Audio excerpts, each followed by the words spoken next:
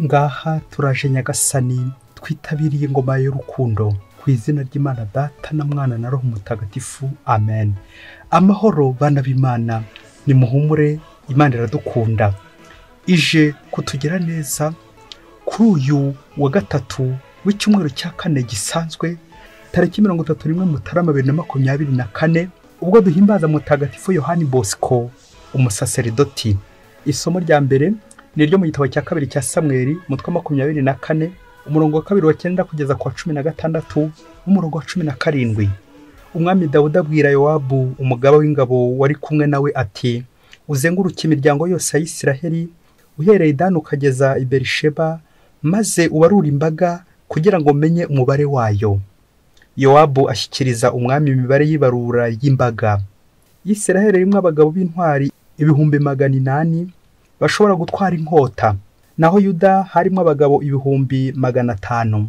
Dawudi ngo amare kubarura imbaga yumva umutima udiha, niko kubwira Uhoraho ati, ni icyaha gikomeye nakoze. None rero Uhoraho, ndakwingize ngo wirengagize icyaha cy'umugaragu wawe, kuko nakoze nk'umusazi. Ngo buke mu gitondo Dawudi abyutse, ijambo ry'Uhoraho ryigaragariza umuhanuzi Gadi, umushishozi wa Dawudi, muri aya magambo: genda ubwire Dawudi uti, dore uko Uhoraho avuze, ngushyize imbere ibihano 3, hitamo kimwe muri byo, maze nzabe ari cyo nguhanisha. Gadi rero ajya kwa Dawudi arabimumenyesha, aramubwira ati, ari uguterwa n'inzara imyaka 3 mu gihugu cyawe, ari ukumara amezi 3 uhunga umwanzi waguhagurukiye, cyangwa se iminsi 3 icyorezo mu gihugu cyawe, icyo uhisemo ni ikihe? Ngaho rero utekereza neza maze umbwira icyo ngomba gusubiza uwantumye. Dawudi asubiza Gadi ati, ubu ndi mu makuba akomeye cyane, reka tugwe mu biganza by'Uhoraho, kuko ari umunyembabazi, aho kugira ngo ngwe mu biganza by'abantu.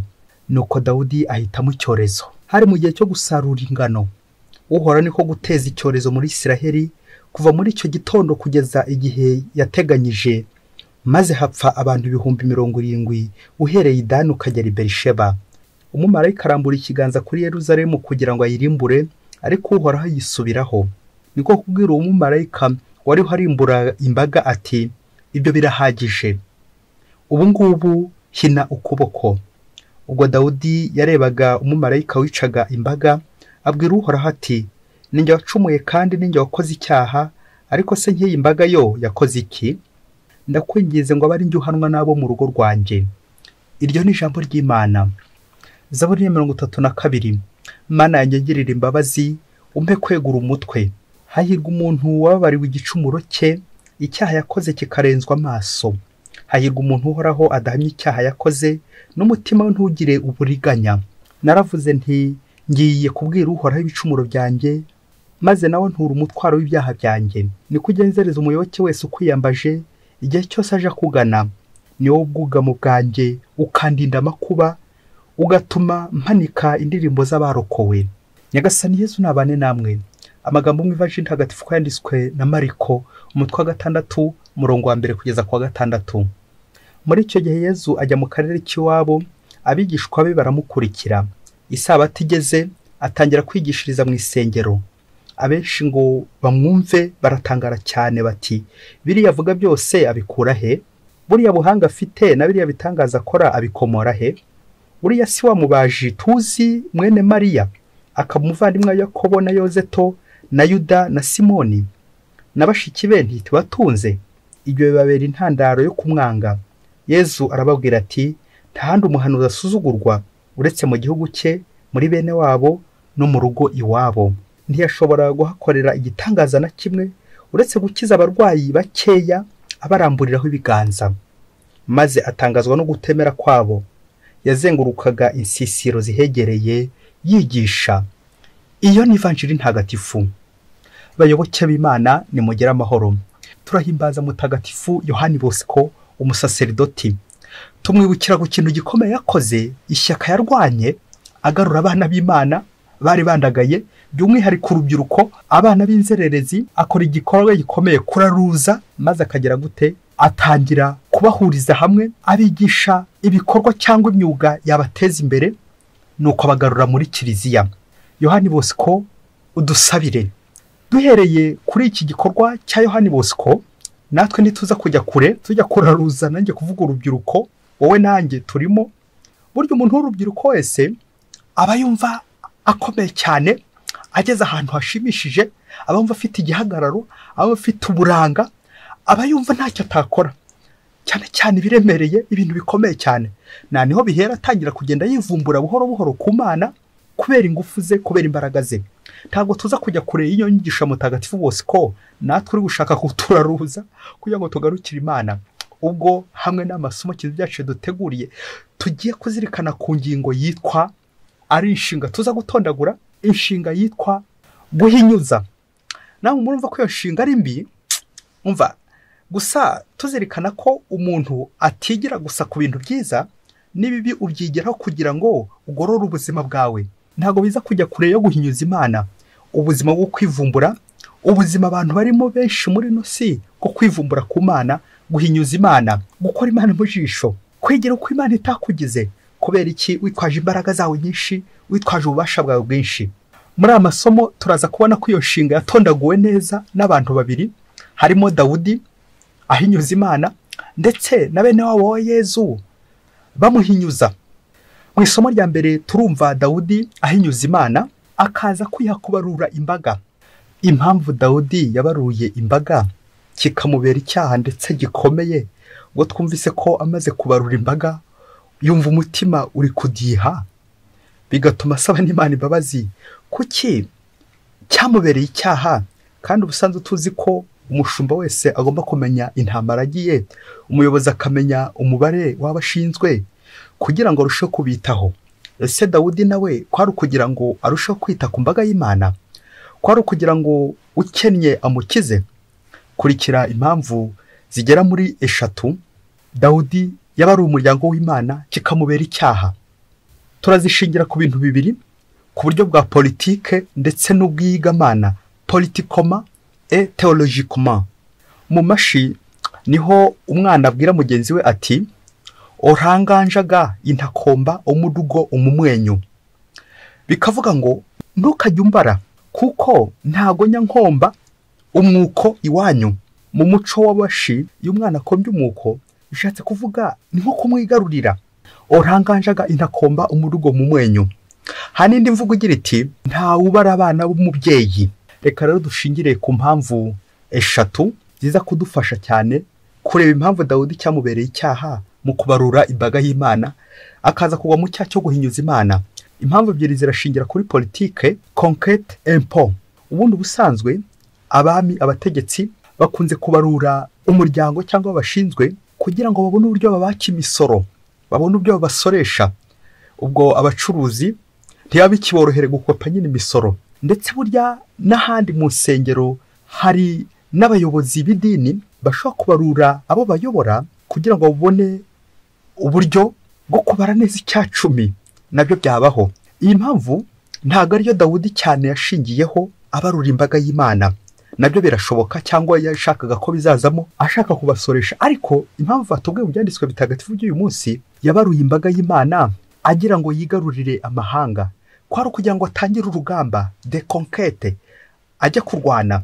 Kuko twumvise umugaba w'ingabo Yowabu, twagiye tumumva muri no minsi uburyo ari ukaze ku rugamba, kwari kugira ngo Dawudi atenge urugamba ubundi azatsinde. Abantu bakibaza batari kubundi ko Dawudi yarageze mu gihe cy'izabukuru, kandi Imana yaramuhaye n'umugisha, kukiyongeye gushaka gusabira. Aha, ngiye impamvu ikomeye cyane yo kumva ko ari ukaze cyane mu yandi mahanga yose, akumva yayigarurira. Esprit de domination, kumva afite imbaga nyamwinshi, akumva yayikurura kubera ingabo afite, kubera intwaro afite, kubera abagabo afite, ngo hamwe 800 ahandi 500. Abo bose bari bakomeye cyane, bagombaga kumutsindira nyine. Gushaka gutsinda ariko kibaza niba ari uhoraho bigutumye. Impamvu ya gatatu ishingiye kwigamana, ishingiye ku cyaha bita orgueil. Iki cyaha bita kwiyemera, kwikuza. Urumva ni Imana agombaga kumuha uburenganzira bwo kujya kubarura imbaga yayo. Akabya bindi ngo nta ubara abana b'umubyeyi. Tukaza kubona ko Dawudi mu kwiyemera kwe, Imana muhitishemo ibyago bitatu. Ariko niyo mwashishuje mu kumva Dawudi yashobora guhitamo icyago cyari kiri hagati, icyago cya gatatu, kurekaho ubwe akababara mu kigwi cy'imbaga, ariko yaravuze ati reka tugwe mu biganza by'Imana, ngo kuko Imana ari nyimbabazi. Babyeyi, ikikubwira umuyobozi nyawo koko nuko ashaka kwitanga umwanya w'abayoboye. Ibi tukabikora mu isomo babyeyi. Umuyobozi iyo yitwaye neza ageza umuryango w'Imana ahantu heza, ariko nanone ikosa ry'umuyobozi ryoreka imbaga rikayigeza kure. Iyo umuyobozi aguye agusha abantu benshi. Iyo umuyobozi nanone ari umuntu mwiza arengera benshi kandi agakiza benshi. Naho nanone yaba ari umuntu mubi abantu bagahagwa kubera iki? Imirwano, kwiyemera, kwikuza, kwirata, gushaka gusumba Imana. Dawudi araduhamagara nk'abayobozi ko icyaha cy'umuyobozi kitameze nyine nk'icyaha cya rubanda, kuko icyaha cy'umuyobozi cyo kiza cyicana ba rubanda. Nanone iyo ashatse gukiza akiza abantu benshi koko, nta n'ikimana iba yaramutoreye nyine. Nk'umwanzuro twafata kuri iki cyaha cya Dawudi cyo gushaka kubarura imbaga y'Imana nta burenganzira afite, yagomba gutegeza Imana ikamuha uburenganzira. Umwanzuro ni ugufata icyemezo wabanje kugisha Imana inama, kugisha inama Imana ako kantu umubyeyi muyobozi. Ikindi kandi yaba byose babikoranaga urukundo nta kibazo wakagombye kugira, imbaga ntiwakagombye kuyoreka ngo uyishore mu cyorezo, ariko byose tubikora kubera kwikunda, tukanga imbaga, tukanga abo tuyoboye. Kandi Nyagasani adusaba gukundana ndetse no gukunda abo ushinzwe, kwitangira abo ushinzwe. Igikorwa cyose gihambaye wagombye kubaza Imana, ndetse n'icyoroheje yewe ni ukwishyira mu biganza by'Imana. Imana ariyo nyirimbaga, Imana niyo nyirubushyo. Bityo nkamenyesha Imana ibyo ngiye gukora, cyangwa nkagisha inama Imana ibyo ngiye gukora. Byose rero ukabikora kubera urukundo ufitiye imbaga. Mu gihe twumvise mu isomo rya mbere Dawudi anyuza Imana akikunda, bikaza kurangira ashoye imbaga ahabi, muri urwo rwego nyine agahinyuza Imana, agatondagura iyo nshinga, yaguye mu cyaha cyo kwirata, kwiyemera, orgueil. Mu Ivanjiri naho twumvise abaguye muri icyo cyaha cyo kwiyemera, orgueil, jalousie, bagirira ishyari Yezu kuko yakoze neza, yavuze neza, yigishanye ububasha n'ubuhanga, ariko ntibamye kumugirira ishyari no kumupinga. Ibyo bikaza kurangira babaye abahakanyi, l'incrédulité. Rero n'ingaruka mbi, Yezu ngo ntiyakorera ibitangaza byinshi kubera kutemera kwabo. Amen. Amasomo uyu munsi arampamagarira kwirinda kwikuza, kwirinda kwiyemera, kwirinda kugirira ishyari umuntu mbona ari gutera imbere, uri gukora neza, aho nkanamushyigikira. Ariko kenshi dukunze gufata ijambo tugaca imanza, tukanegura bagenzi bacu kubera ko bari kudukirana, bari kuzamuka ngaya amashyari. Ibyo rero bizana ubuhakanyi, bizana ugushidikanya, ngiye intandaro yo kwanga Imana, guhinyuza Imana, gupinga Imana. Ese nta bantu banze gukira kubera ngewe? Bishoke ko ndi umuyobozi ariko nkaba narapfundikiye agaseke kari karimo ubukire bwabo, kubera ishyari ryanjye, kubera guhinyuza Imana, kubera gupinga, kubera kunangira, kubera kwirata, kubera kwiyemera. Bene wabo wa Yezu, umuhanga w'umufilozofe witwa Feuerbach niwe wavuze ati l'homme devient ce qu'il mange. Binerekeza ngo mbwira uwo mugenda nkubwire uwo uri we. Iyo wakira ijambo ry'Imana riraguhindura, ukarirya nyine rikaguhindura. Iyo wakira umubiri wa Kristo, muri batisimu dusa na Kristo, kwakira amasakamento ya Kristo dusa na Kristo. By'umwihariko mu isakamento y'Ukarisiya, iyo wahawe Yesu uhinduka mwe n'abo Yesu ku rwego rw'Abanyanazareti, kuko wahawe Yesu nyine uhinduka Yesu. Rero ntabwo ari Abanyanazareti gusa bapinga Yesu bamuhinyuza, nawe igihe cyose wongeye kwishora mu byaha, mu icuraburindi, mu kwirata, mu kwiyemera, mu kugira ishyari, guhinyuza Imana, nawe uri mwe n'abo Yesu, nawe uri guhinyuza Yesu, nawe Yesu ntakorera ibitangaza byinshi wawe, kuko uri kugenda nyine ugira ute umuhinyuza. Muri aka kanya gato tujya kunyarukira mu ishuri rya baruhinyuza. Ndagira nkubwire ngo ube maso, hari igihe waza kwisanga uri kuri uru rutonde, wowe nanjye tururiho, kuko guhinyuza Imana, iyi si turimo irimo abantu bari guhinyuza Imana, ariko cyane cyane tujya gufata urugero rumwe ku mubiri wacu.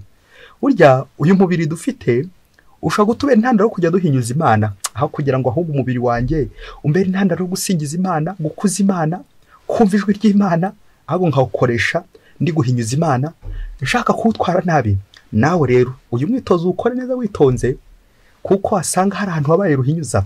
Iritse ntiwabura kuyiriho, nanjye nyiriho, twese tuyiriho, ahubwo hasigaye kureba ngo ese navuye muri iri shuri drop out, ese naba narabonye ibi by'iri shuri rya ba Ruhinyuza nkarivamo cyangwa ndacyakomeza kuryigamo ndetse no kwigana imigire ya ba Ruhinyuza? Navugaga guhinyuza Imana. Ngo umunsi umwe hirya kure cyane muri Afurika, ngo umukobwa w'umukristo ngo yari muganga, umuforomo, umubyaza, sage femme, ngo ariko mu gukora umwuga akagira agahinda gakomeye cyane ubwo yabonaga abamama, ababyeyi baje kubyara, akabona ibyo bagowe, akabona ibyo bari guhangayika, akabona ibyo bari kurira kugira ngo babyare. Bikamubaza cyane, ariko cyane cyane akanga abagabo, uburyo abona abagabo barituramiye, barigaramiye mu gihe abagore bari kuvunika. Nuko ariko agaheraho yivovota ati Dieu est injuste, Imana ifite akarengane kubona abagore aribo babara bene aka kageni, ariko abagabo bo ntacyo bibabwiye. Ibyo mubera intandaro yo kugira ishyano no gushihagura abagabo. No ku gitekerezo kiza kuzamo ko atazigera ashaka, hato atazajya ahora no ku mibabaro yo kubyara. No ku gihe kimwe kiza kugera arebye ubuzima sosiyete irimo, aza gufata icyemezo cy'uko agiye kujya kwiha Imana, kuko ho nyine atazahura n'izo vune n'iyo mibabaro. Nuko aragenda, ngo ageze mu bihaye Imana baranamwakira. Arahaguma, igihe cyaje kugera ararambika, ubundi arataha biramunanira. Nawe mwumva impamvu yari imujyanyeyo uko yari imeze. Urumva yarajyanye igikomere kimwe cyo kwanga abagabo ndetse no kumva atakwishyiraho umuruho wo kubyara. None avuyeyo avanye ibindi bikomere bigera nko mu 1000. Nuko akomezanya n'agahinda gakomeye. Ngo umunsi umwe ngo ari gusoma, bifashe ko yasomaga ibitabo cyane, ari gusoma ngo aza kugwa ku nyandiko ivuga la nouvelle technologie, ikoranabuhanga ryaje ryuko umukobwa bishoboka ko yahinduka umusore bitewe na operation bashobora kumukorera. Wa mukobwa byumvise afata icyemezo cy'uko nawe agiye kuba umusore ku ngufu, maze nawe akazaba nyine umugabo, aho kugira ngo azagwe muri ya miruho yo kujya twita nk'ababyeyi. Nuko ngo agurisha ibyo yari afite byose, bishoboye ko ari 8 bari baramuhaye, maze ajya mu gihugu cya kure, mu bitaro bya kure, aho bagombaga nyine kumukorera operation bityo agahinduka umusore. Mubyeyi ukomeze ukurikire no nkuru, hari ingingo zimwe na zimwe bamukuyeho bamuteraho izindi. Nuko ngo abumujena umusore, operation igenda neza.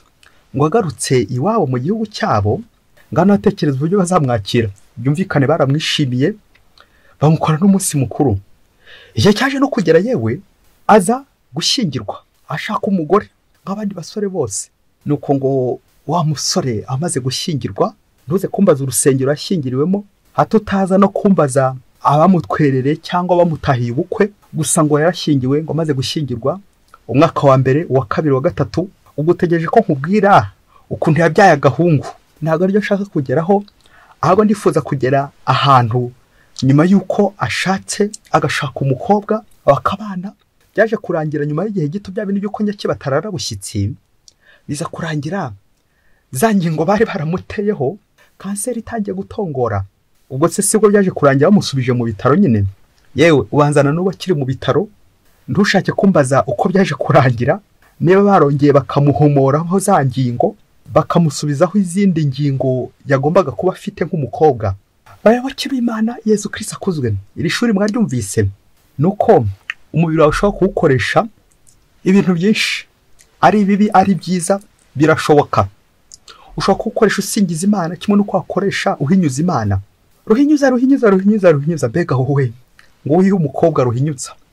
Reka twigire kuri uyu mukobwa ruhinyuza nk'amasomo 7 aza kuduherekeza, nk'abashobora kujya muri iri shuri natwe, cyangwa nk'abarigiyemo, cyangwa abiritegura kuzarijyamo badafite amakuru.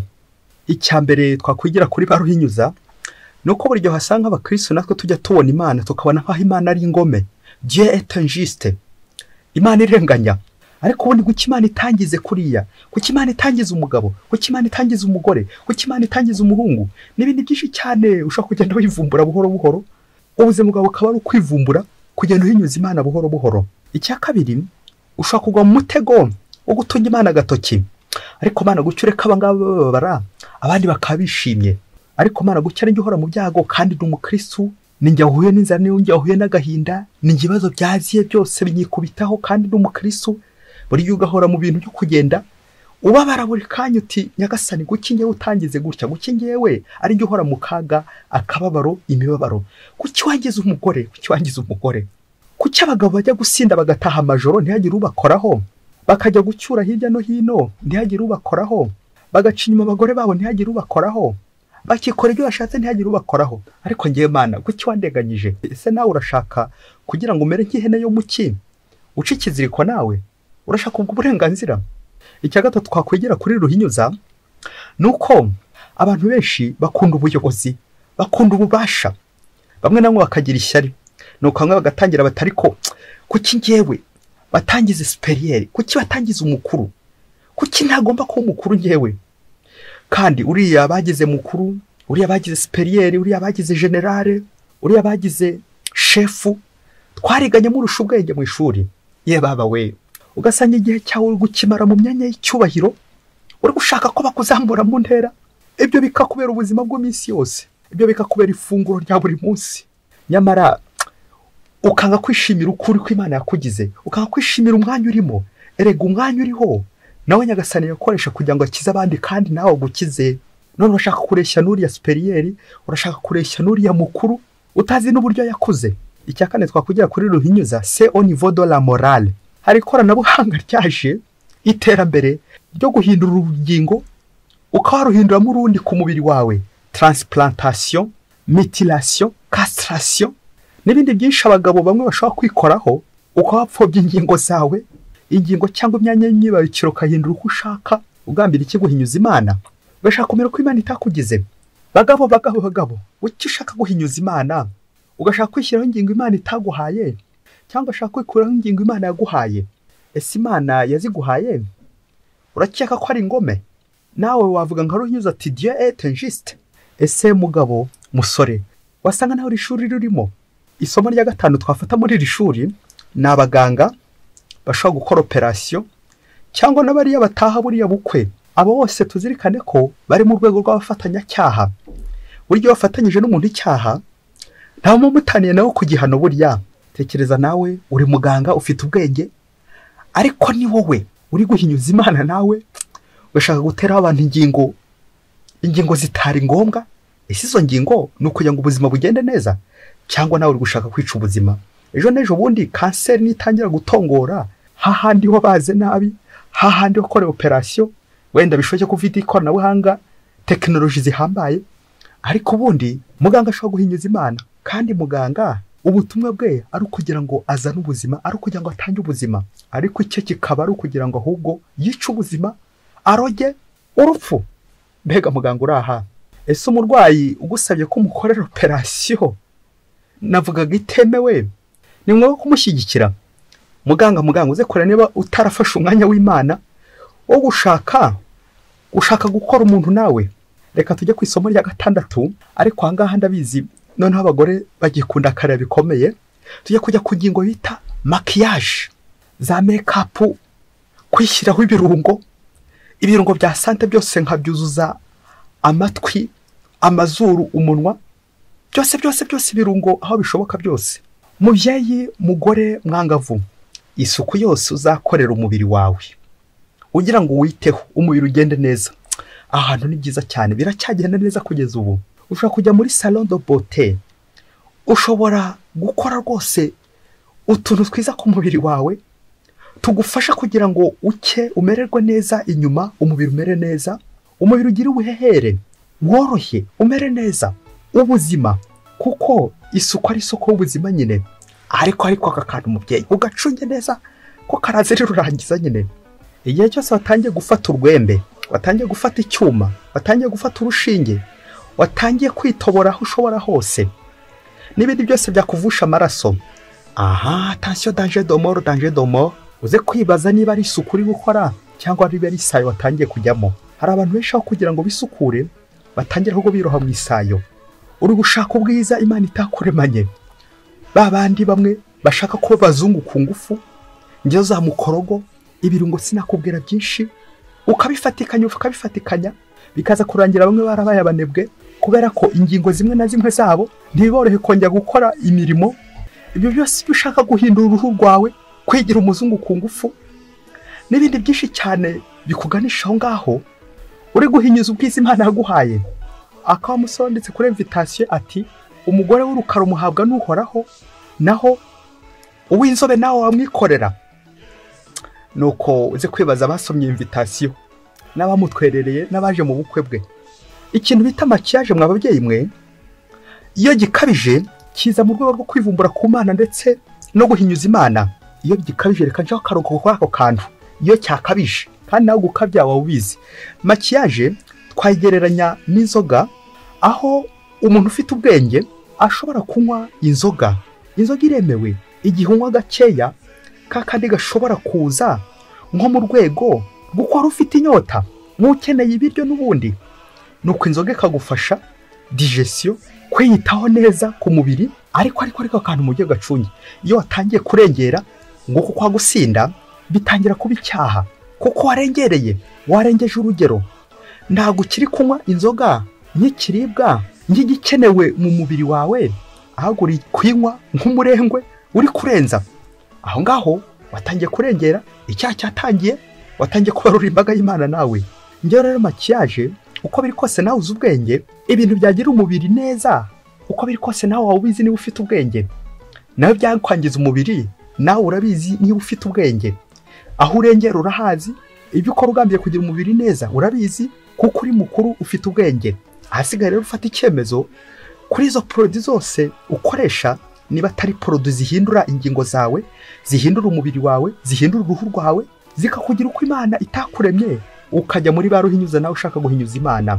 Nguko ushobora kuba uri gushinyagura guhinyuza Imana kubera kuri kwiyangiza. Abantu benshi dukunze kugwa mu mutego atuye n'umubiri wanjye, nuko rero ukakoresha ibyo ushaka, ukawushora mu ngeso mbi z'ubusambanyi, ukawushora mu businzi, ukawukoresha uhindura ingingo zawe uko ushatse. Ati n'uwanjye. Tuzirikane ko umubiri dufite ari intizanyo mwa babyeyi mwe, ntabwo umubiri ari uwacu. Umubiri ni intizanyo y'Imana. Iyaba rero numviraga Imana ngakora icyo Imana ishaka. Hari icya karindwi ugiye gusorezaho bita mu Gifaransa tendance. Il est tendancieux, elle est tendancieuse. Tendance babikoresha umuntu ari kurarikira nk'ikintu bishoboka ko atarakigeraho, ariko ari gushaka kugishyikira, cyiza cyangwa kibi. Muri Grand Seminaire hari abantu bamwe birukanywe babarega icyaha cya tendance à l'homosexualité. Turi kubona ibimenyetso byerekeza ku butinganyi. Icyo gihe nyine nubwo batabagufashe cyangwa bigoye ko bakubonye, ariko ako kantu bita tendance karakomeye cyane, gashobora kubera icyaha, gashobora kubera ikosa. Ibi ndabivugira kwa Dawudi, icyaha cyo kubarura imbaga no gupfunda amazuru, gushaka kwireshyeshya n'Imana, gushaka gukora uko Imana itakugeneye. Tendance au péché égale le péché. Ngiye impamvu byaha by'ubutinganyi, ibyaha dukora ku mibiri yacu dushaka guhindura imibiri yacu uko Imana itayigennye. Ugashaka kuba umugore kandi Imana yarakugize umugabo, ugashaka kuba umugabo kandi Imana yarakugize umugore, ugashaka kwireshyeshya, kwishyira ku rwego rw'Imana ngo nawe wikora ibyo ushaka. Aho ngaho uri mu ishuri ryawe ruhinyuza nawe. Izo tendance zose waba ufite, uko kurarikira kose watangiye, gabanya. Rekeraho. Ejo bundi nawe ubuzima bwawe butazaba ari ubwo kujya mu bitaro buri gihe, uhora mu bitaro kandi ari wabyikururiye. Ngibyorezo kera kabaye, abayobozi twebwe dushaka kuzakururira imbaga. Kubera iki? Kubera kwikunda, gukunda imibiri yacu, gushyigikira amafuti, gushyigikira amashuri nkaya byo guhinyuza Imana. Bayobozi bategetse, umenye ko hari ibyorezo bishobora kuza mu mbaga y'Imana bitewe nawe nanjye, twebwe abayobozi, kuko twashotoye Imana, twakoze Imana mu jisho. Hari amakuba ashaka kuza mu gihugu, y'inzara, ubukene n'ibindi byorezo by'ubwoko bwinshi kubera abayobozi. Ariko nanone hari imigisha iza mu gihugu kubera iki? Kubera umuyobozi nge nawe turimo. Uyu munsi nyuma yo kumva amashuri y'abaruhinyuza, dusaba inema kubungabunga ingingo zacu, cyane cyane ingingo zacu z'umubiri, anazo duteguriramo roho yacu igana ku Mana. Bityo imibiri yacu ihorera ingoro y'Imana, ingoro ya Roho Mutagatifu, aho Imana itura. Bityo tuyikoreshe neza kuko ari intizanyo, ni impano Imana yaduhaye, tuzayisubize neza, twarayisukuye, twarayikoresheje neza icyo Imana yiremeye. Turaba Imana, ni mucyo dukore iby'Imana buri munsi. Mwese Imana ibaho umugisha. Imana Data na Mwana na Roho Mutagatifu. Amen. Padiri Masumbuko Ladislas wa Diocese ya Cyangugu.